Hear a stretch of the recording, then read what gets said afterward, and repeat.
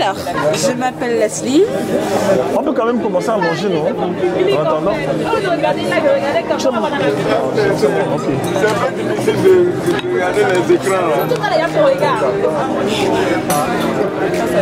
Alors, je m'appelle Leslie. Alors, je m'appelle Leslie. Je suis une jeune photographe. Ça fait déjà 1 an que je me suis lancée. 1 an et quelques mois. J'ai fait la formation des talents numéro 9. Donc voilà, en fait j'ai rencontré le coach William parce que je le suivais tout simplement sur les réseaux sociaux. Elle me suivait pendant 2 ans. Elle hésitait.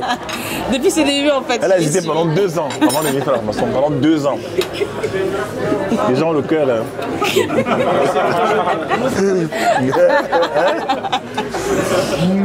En fait c'est pourquoi 2 ans? Parce que j'hésitais en fait. J'étais dans une période bizarre cette époque-là. J'étais dans une période où je me cherchais en fait. Je me demandais à quoi je servais, pourquoi j'étais là. Et franchement, je me sentais inutile. Je me cherchais ma voie en fait. Je cherchais à gauche, à droite. Et en fait, en force de regarder les vidéos du coach William, je me suis dit, vas-y, t'as rien à perdre, lance-toi. Et grâce à la formation, j'ai pu découvrir que j'ai plusieurs talents, dont la photographie. Et depuis que je me suis lancée, ça a explosé, hein? Dès qu'elle a accepté, ça a explosé. J'ai des mariages. En fait, je me suis lancée vraiment depuis l'année dernière. Et en fait, au début, je voulais pas vraiment me lancer parce que je me disais, mais attends, ça fait que 6 mois que tu as ton appareil. À cette époque-là, ça faisait que 6 mois que j'avais mon appareil. Je connaissais pas tout ce qui se passe, tout mon appareil. Je connaissais rien, à part faire des photos, mais vite fait. Mais je connaissais vraiment rien de mon appareil photo. Et en fait, le coach m'a dit, vas-y, lance-toi. J'ai mis du temps. Et je me suis vraiment lancée en février 2018. Et en faisant des anniversaires pour des amis, des choses comme ça. Et après, j'ai eu des amis qui se sont mariés. Et c'est comme ça que ça s'est lancé. Et après, j'ai lancé ma page Facebook, Instagram.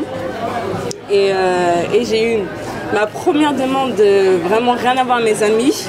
C'était en août de l'année dernière. Et j'étais choquée, je me disais, attends, des gens qui me connaissent ni d'Adam ni d'Ève veulent que je fasse leur mariage. En fait, j'étais choquée, en fait, je me suis dit, non, mais Leslie, quoi. Et après, j'ai fait leurs photos. En fait, à chaque fois, les gens étaient satisfaits de mes photos. Et depuis l'année dernière, j'ai fait au moins 4 mariages. Wow. Là, cette année, j'ai 5 mariages, peut-être 6 mariages de prévus. My God. Et je suis choquée. Je suis vraiment choquée. Et voilà. Et voilà. Tout simplement. Ok, mais c'est quoi ta page? Comment on te contacte? Alors, sur Instagram, vous pouvez me trouver sur Leslie Comus. D'accord. Y-E. Alors, L-E-S. C'est écrit juste en bas. Ce sera juste écrit juste en bas. Sur Facebook aussi. Et j'ai mon site internet qui est lancé, qui sera en dessous aussi. Donc voilà. Merci beaucoup, Leslie. De rien.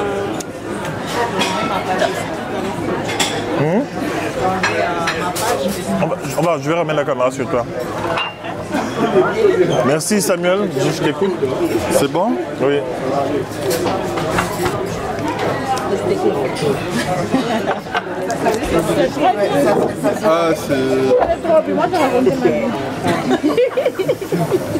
Samuel, vas-y. C'est bon, je peux pas. Oui. Donc tu parles du début. On m'entend bien? Oui, on t'entend bien. Ok, bonsoir. Vous entendez bien, Samuel? Bonsoir tout le monde. Donc, je m'appelle Samuel. Donc, ça fait à peu près 3 ans que j'ai découvert le coach en fait sur Internet par hasard. J'ai fait aucune promotion, je vais faire la prochaine. Et donc quand j'ai su qu'il y avait ce rendez-vous, donc j'ai eu envie de rencontrer le coach et puis de rencontrer ceux qui ont déjà fait la formation. Alors moi je suis peintre, je suis un artiste peintre. Voilà, je peins depuis une dizaine d'années. Et quand j'ai découvert le coach, en fait, ce qu'il racontait par rapport à la destinée, par rapport au talent, ça me parlait beaucoup parce que Déjà parce que dans mon parcours, en fait, j'ai rencontré pas mal de difficultés. Et ces difficultés-là, en fait, pendant que je traversais ces difficultés, je développais mon talent en fait d'artiste. Et le coach, il expliquait comment dans la destinée, parfois on passe par des chemins difficiles, mais c'est pour un dessein, c'est pour un but, quoi. Et le truc, c'est qu'en tant que peintre, j'ai eu des confrontations, notamment au niveau de la famille, surtout au niveau de la famille, parce que les parents, par crainte, hein, je les comprends, mais par crainte, artiste, peintre, comment tu vas gagner ta vie. On se dit qu'il est broke. Voilà, comment tu vas gagner ta vie. Tu peins quoi, mon frère? Tu peins quoi? Tu es broke. Voilà. Parce que les parents se disent, ils vont te dire, pourquoi tu n'as pas un vrai job? Voilà, c'est ça, c'est ça. Voilà. Mais j'ai enseigné, j'ai eu l'occasion d'enseigner, j'ai eu l'occasion d'être salarié, tout ça. Mais je sentais que je suis doué dans l'art, que je peux y arriver, quoi. Je peux devenir un artiste international, tout ça. Je sentais que je pouvais. Et je disais ça à mes parents, que j'y arriverais. Je disais ça par la foi. Hein. Et donc, ce que le coach il racontait, ça me parlait parce que je trouvais qu'il résonnait comme moi je pensais en fait. Et c'est rare, surtout en Guadeloupe, parce que je suis guadeloupéen, je ne sais pas si je l'ai dit, je suis de Guadeloupe, voilà, donc ça fait quelques mois que je suis à Paris. D'accord. Et il n'y a pas énormément d'artistes, on n'a pas cette culture des arts plastiques, on n'a pas grandi, mes parents, mes arrière-parents, artistes, ça leur parle pas quoi. Ouais. Là-bas, il faut que tu es quelqu'un, si tu as ton travail, si tu travailles dans un bureau. C'est bon. Fonctionnaire. Il y a la thune sur toi. Oui, voilà. Mais en même temps, je comprenais leur crainte, quoi. Ouais. C'est des parents, ils veulent notre bien, et voilà. Mais moi, je sais que j'étais conscient en fait que je suis doué, que j'ai un talent, un don et que ça brûle en moi en fait. C'est ça. Et que si on m'empêche de faire ça, c'est comme si je veux me perdre quoi. Je veux faire quelque chose, mais le cœur n'y est pas quoi. Donc vous pouvez voir sur Facebook, sur Insta, Dieu m'a fait grâce, j'ai fait beaucoup de choses, des expos. Ah ouais. Je suis en Guadeloupe, je suis reconnu, donc maintenant super. Le défi pour moi c'est de me faire connaître ici, aux États-Unis. On va travailler sur la visibilité. Donc au niveau de la visibilité justement, je me suis créé une page YouTube depuis peu où je publie des vidéos, donc vous pouvez aller voir. Donc je me suis lancé dans la vidéo. Je voulais faire de la photo parce que j'avais ça à cœur, mais la vidéo ça brûle vraiment plus en moi quoi. Voilà. La vidéo ça me passionne et puis en fait, dans mon travail en peinture, donc je dépeignais un peu des faits d'actualité, la société, je dépeignais des SDF au début, j'ai peint des SDF. C'est un travail très social, hein, économique, social, où je questionne un peu les problèmes qui touchent l'homme. Voilà, je questionne la nature humaine également, donc vous pourrez regarder ce que je fais. Et donc j'ai aussi un jour, pour l'anecdote, je me suis un jour réveillé parce que comme je parlais des problèmes qui touchent les jeunes, la violence en Guadeloupe, enfin tout ça quoi. Un jour comme ça en me réveillant un matin, j'ai eu une pensée qu'il faut rassembler les forces vives en fait du pays, que la solution elle est en nous, en chacun de nous en fait, voilà. Et j'ai eu l'idée, mais je me suis dit, moi je suis un artiste, alors je suis allé parler de ça sur les réseaux, quoi.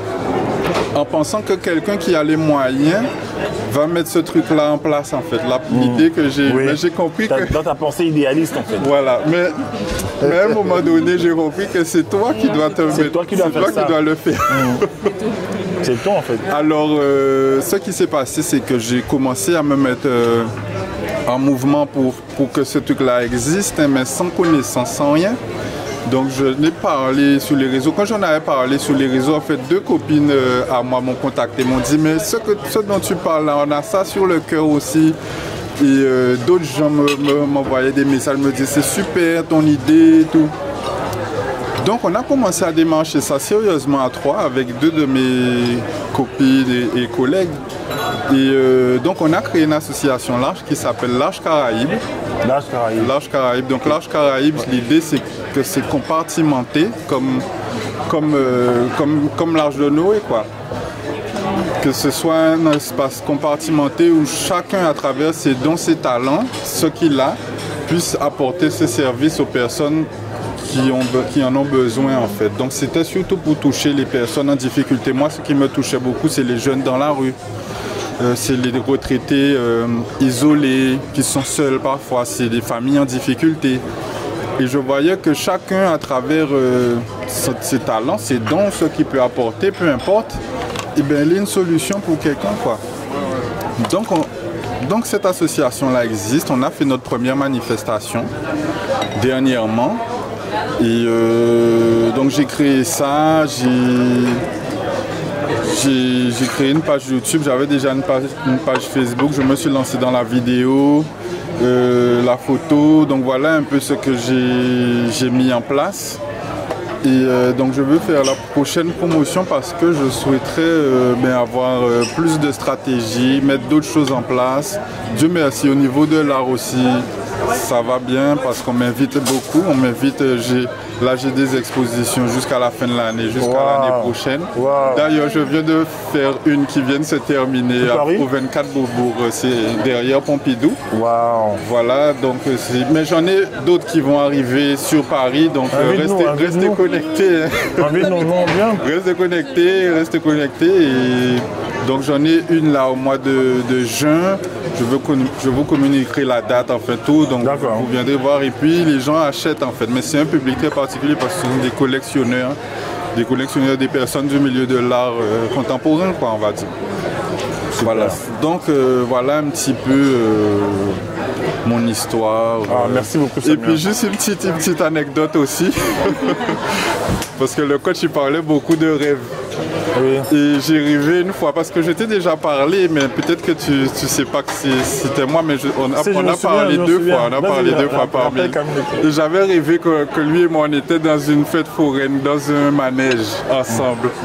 Et donc peut-être qu'on va bien s'amuser ensemble. Et on était dans un, vous voyez, les grands 8, les trucs comme ça, on était côte à côte. Et je t'en ai parlé, tu m'as dit le manège c'est la destinée, en fait, on va quelque part. Oui. Et tu as fait un rêve en fait où tu étais aux Antilles et il y a un monsieur âgé qui m'attaquait. Oui. Parce qu'il n'aimait pas le message. Oui. Il n'aimait pas le message que j'apportais aux Antilles. Oui, tu peux, oui. Parce que tu vois, quand je t'ai vu arriver là pour la première fois, c'est la première fois que je te vois en vrai.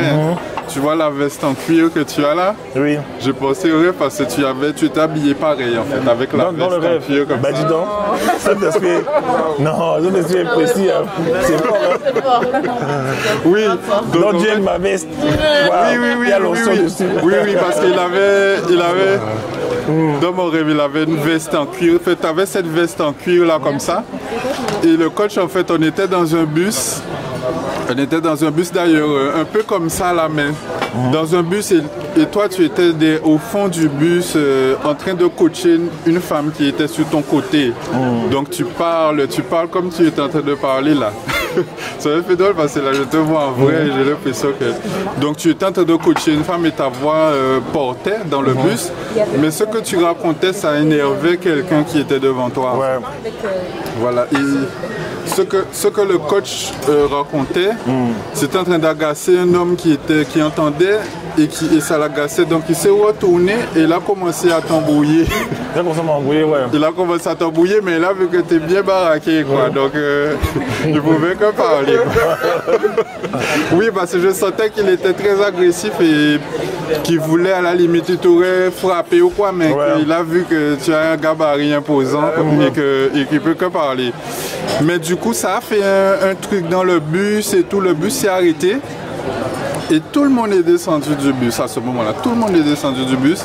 Et ensuite, j'ai vu que le coach, il est seul dans le bus. Le bus, il est reparti, mais avec le coach seul, en fait. Donc certainement, peut-être que tu seras amené à faire une route seule, un chemin. Il y a trop de solitude, hein, mon frère. Oui. Là, on est... Parfois, je suis seul, gars. Voilà, je ne sais pas, mais en fait, c'est ce que j'avais vu. Voilà, en fait, la vérité, c'est quoi? C'est que le Seigneur m'a donné un message pour les entiers. Il m'a donné ça clair. Mais c'est un message qui va toucher à leur ego. Ça va toucher à leurs sentiments. Ça va toucher aux choses qu'ils ne veulent pas affronter, en fait. Mais j'ai pas encore eu le courage d'en parler sur YouTube. Peut-être je vous en parlerai en privé, toi aussi. Mais c'est dur. Voilà, c'est dur en fait. Et Dieu m'a donné ce message. Donc quand je vais repartir aux Antilles, j'en parlerai, mais je ne vais pas faire plaisir à tout le monde. Donc certainement, je vais devoir... c'est comme s'il me dit, tout le monde va t'embrasser là-bas. Mais le message va changer les gens. Parce qu'il y a des années et des années de forteresse, tu vois. Il y a des choses qu'on dit sur les Antillais qui sont fausses. Mais aussi des choses qui viennent de l'esclavage. Il y a des mentalités qui sont ancrées, des forteresses, même dans le cerveau collectif en fait. Tu vois. Et Dieu veut changer ça. Je peux donner un exemple rapidement. L'affaire des diplômes. Oui, bien sûr. Je ne développe même pas en fait, rien que ça. Il y a trop de choses à dire. Donc, voilà, à l'avant. Je disais quelque chose pour qu'on comprenne bien. C'est que je parlais de mes parents, que j'ai dû vraiment entraîner dans mon univers, qui croient en moi. Maintenant, ça va beaucoup mieux parce que ça... mes efforts, en fait, ça a payé et j'ai une reconnaissance au niveau de la région Guadeloupe, avec des politiques, on m'invite partout, les choses se passent, donc aujourd'hui, ils ont confiance. Mais pour dire que ma mère surtout m'a soutenu, mais elle avait une crainte. Et quand je lui disais je veux faire ça, j'avais l'impression qu'elle mettait comme un mur pour me dire personne n'a fait ça, personne ne l'a fait, ça va être des problèmes. Enfin, elle me mettait toutes les contraintes. Alors que moi, je ne voyais pas les contraintes en fait. Moi, je voyais que je vais y arriver. Oui. Et du coup, donc c'est pas de la mauvaise volonté de leur part en fait. Voilà. Ouais, c'est de l'amour, mais c'est un amour qui est hyper protecteur. Voilà. Et effectivement, par rapport à ce que tu dis, par rapport au diplôme et tout, c'est des conversations que j'ai beaucoup eues avec mes parents qui me disent qui me parlaient de diplôme, tu vois, ils me disaient fais tel truc pour avoir tel diplôme, tel truc. Je dis mais... Et souvent quand je parlais d'expo, on avait une conversation, j'ai telle exposition, j'ai tel projet, ils me ramenaient toujours aux études, au diplôme, au truc, mais je dis mais je suis déjà diplômé, là au contraire je suis en train de suivre une quête. Mais tu vois par rapport à ce que tu dis, oui c'est ça. Au niveau des diplômes et tout, là-bas si t'es pas diplômé ou t'es pas dans un bureau, on n'a pas tendance à te prendre au sérieux. Donc tu dois faire tes preuves et tout. Et ce que par la grâce de Dieu j'ai réussi à faire. Mais j'ai encore à faire, j'ai encore beaucoup de choses à faire. Et c'est pour ça que je vais suivre la formation. Pour avoir des pistes, des trucs. Là j'ai envie de créer un site internet, c'est ce qui me manque maintenant. Tu auras tous les outils. Donc, tu auras tous les outils. Donc voilà, mais sinon Facebook, Insta, je vous invite à me suivre sur YouTube aussi. Ok. Voilà. Merci beaucoup. J'aimerais dire quelque chose. Vas-y, j'aimerais dire. Je suis en train de penser à ça, on va voir. Parce que lui, il est déjà prêt, tu es déjà positionné. Oui, c'est quoi que toi. Voilà, on va voir. Voilà. J'aimerais revenir rapidement sur la question des diplômes. Et lorsque les parents vous empêchent de développer vos talents pour peut-être embrasser une carrière dans un bureau, tout ça, il ne faut pas faire la guerre aux parents, premièrement. Les parents sont dans un écosystème où on leur a enseigné que la réussite, c'est les longs diplômes. Et ce sont des forteresses en eux, en fait. Moi, ce que je recommande souvent aux gens, c'est d'obéir aux parents qui payent des études, mais de côté, développer son talent en secret. Et il y a un passage biblique qui dit parents, enfants, obéissez à vos parents selon le Seigneur. Selon. Ça veut dire qu'obéissez aux parents en fonction de la destinée que Dieu a prévue pour vous, en fait. Dieu te protégera toujours. Si tu fais malgré tout ce qu'il te demande, il va convaincre tes parents. Moi, je vois beaucoup de familles comme ça où les gens, ils ont des rêves, ils laissent ça tomber parce que papa a mis la pression. Le problème, c'est que dans 20 ans, quand papa sera déjà vieux, il n'y aura que des regrets en fait. Il n'y aura que des regrets. Ton père veut que tu viennes travailler dans son entreprise. Mais l'entreprise de ton père, c'est le rêve de ton père. C'est pas ton rêve. C'est ça que les gens doivent comprendre. Obéissez aux parents, ils payent les études. Dieu nous a donné une capacité extraordinaire de mémoriser des choses. Donc, mémorise, tu passes tes diplômes. Après, tu donnes ça à ton père. Mais après, développe ton talent, développe ton économie, développe ce que tu veux faire. Moi, j'ai dû fuir ma mère en France pendant 5 ans. Ma mère. Parce que chaque fois que j'allais voir ma mère, elle m'envoyait des pics. Vous connaissez Pénina dans la Bible? Pénina qui parlait à Anne. Oui, tu es là, elle me disait tout le temps, oui, avec tes diplômes, tu fais le master. Après, au lieu d'être à la défense, dans les bureaux, hein, climatisés, hein, machin, truc, tu es toujours là, tu vas faire des photos de mariage. Imaginez un peu. Je vais au Cameroun, il y a un oncle de la famille, il me demande ce que je fais, il dit que je fais des photos. Je suis fier de dire que je fais des photos. Après, il demande à ma tante qu'avec tous ses diplômes, c'est la photo qu'il est parti faire. La honte. Tu vois un peu? Après quelques temps, en fait, c'est le même monde qui me demande l'argent. J'ai dit, je ne donne rien. Si tu veux la honte de la photo, ouais ça. Non, mais c'est la vérité. Et le truc, c'est quoi? C'est que il faut ramener, il faut équilibrer le message et dire aux gens, obéissez à vos parents. Moi, je suis le premier à dire aux gens d'obéir aux parents.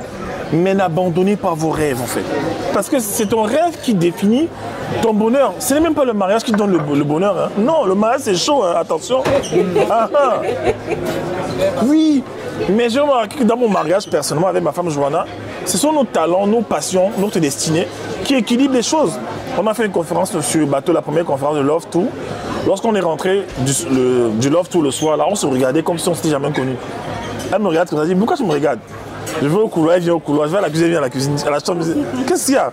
En fait, Dieu est venu ajouter un vin nouveau parce qu'on obéissait à la destinée. Donc en fait, un individu qui n'obéit pas à sa destinée, qu'est-ce qu'il est en train de faire? Il est en train de fonctionner sur la terre, loin de là où il doit être. Et ça engage beaucoup de choses, des frustrations, les dépressions, les burn-out. C'est difficile d'être dans le burn-out si tu fais ce que tu aimes en fait. C'est dur. Je vous assure, Dieu m'a béni, t'as dit. Ma femme m'a demandé, mais toi tu n'as même pas une activité comme ça où que tu fais un truc que tu fais sans gagner de l'argent. Je dis, mais j'ai développé tout. Je m'amuse, j'aime faire ce que je fais en fait. Elle me dit, mais tout le temps tu es en train de travailler. Je dis, je ne travaille pas, je m'amuse. Je fais les photos, je gagne de l'argent, je fais des habits, je gagne de l'argent. Je fais ça, je gagne, tu vois un peu. Mais j'ai pris 7 ans, 7 années où c'est difficile à travailler sur mes talents comme un esclave. Comme un esclave. La plupart des temps, les gens sont talentueux et ils sont contents. Mais il y a une différence entre le talent et la compétence. Tu peux être, Zach Mokassa a dit ça, tu peux être talentueux dans un domaine, mais ton talent sur une échelle de 0 à 10, ton talent équivaut à 2 sur 10. Mais les gens ne payent pas les gens qui ont une note sur 2 sur 10. Les gens donnent l'argent à ceux qui sont excellents. Quand tu es excellent, même dans ton domaine de domaine artistique, tu sors du lot. Oui, peu importe le domaine, en fait, tu deviens une denrée rare. On ne peut pas travailler sans toi. Et c'est la grâce que Dieu m'a accordée. Partout où je vais, je suis allé au Cameroun, je n'ai même pas touché mon compte en banque de mon entreprise. L'argent venait du Cameroun. Les gens m'appelaient tout le temps. Pourquoi? Parce que j'ai peaufiné mon talent à coacher les gens dans le potentiel. Donc, suivez vos rêves. Et à un moment donné, on appelle ça le momentum. Tu as beaucoup travaillé et il y a une accélération maintenant qui te porte comme une vague. Et tu es inarrêtable. Mais il faut d'abord travailler son talent, son potentiel. Obéissez aux parents, mais derrière, travaillez vos talents. Ok, voilà.